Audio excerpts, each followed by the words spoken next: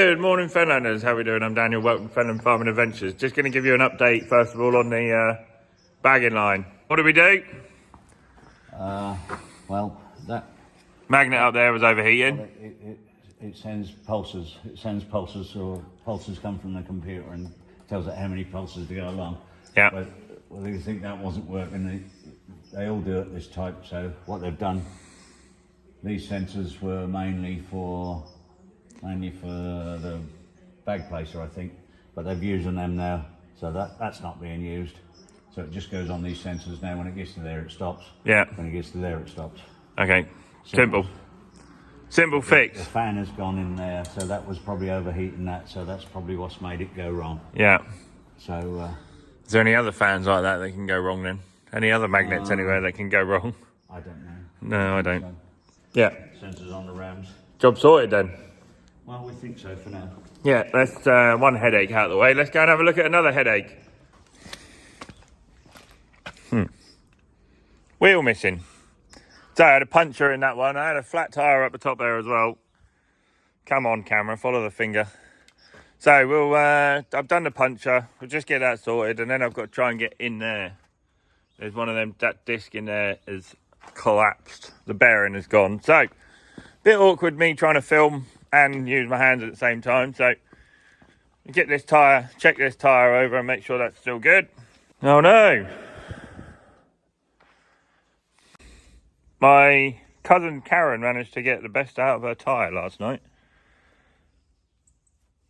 So I got a phone call last night while I was in the bath. Saying, can you come and change my tyre? So she got her money's worth out of that. Crocky, you're alive. Yeah, cousin Martin went to go and help his sister out and was like, have you got a spare? Right, how do we get about this then? Oh, I've got a can of mousse. Can of mousse was not going to help that. No way. So, I don't know why they just don't put a space saver in these cars these days. I don't get it. I need a space saver for this. Space saver would get me out of a muddle, wouldn't it? What do you reckon, dog? Still got air in it. One good start to the day.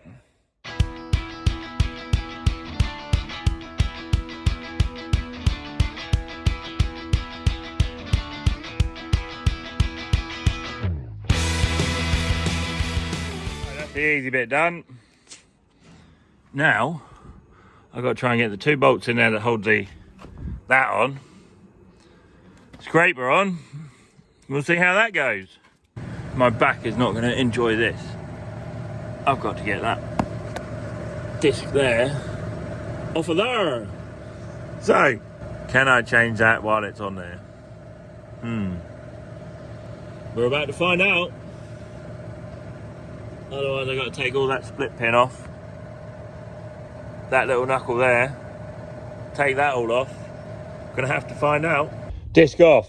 Now I'm about to wriggle under there and try and get the hub off. There must be an easier way of changing the hubs on these. Someone enlighten me, please. Humour me. I've only ever had to change the ones on the front there. They're easy, just undo the 4 bolts. Take that off.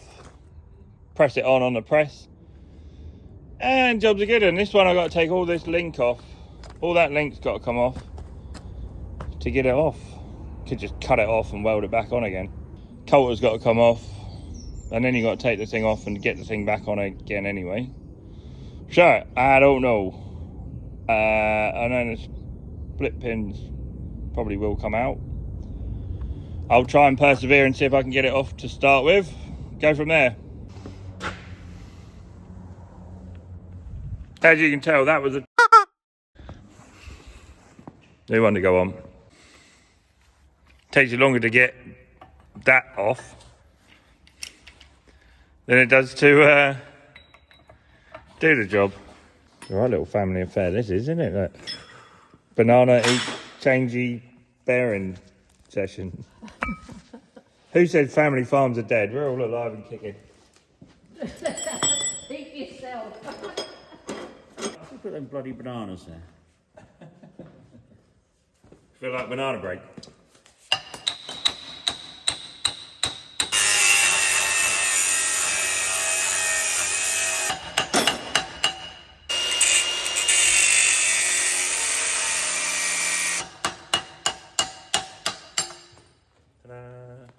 Right, that's that bit done, Fenlanders.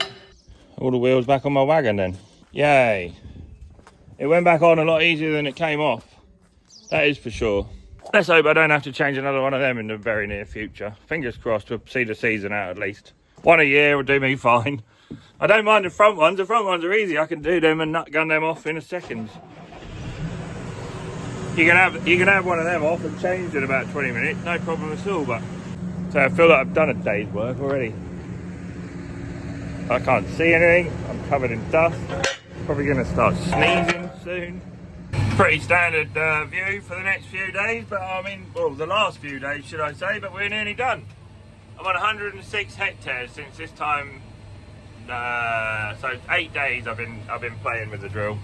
Some days I've had good days, and some days I've not been doing too much, so not too bad. I think I'm getting there now with the pressure gauge on there. I mean, it says 30 to 50 bar, so I've set it to like 50 bar, and we'll see what comes up. I mean, some of it might be arsehole deep and some of it might not be. So we'll see. But I mean, some of it checked has been mega deep, and you think, oh, that's well deep.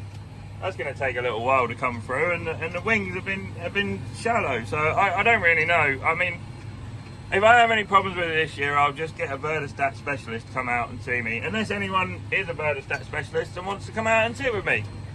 Right, taking over from Peter. It is a bit hard on this headland where all the trailers and harvesters and stuff have been running. And a bit bouncy. Yay!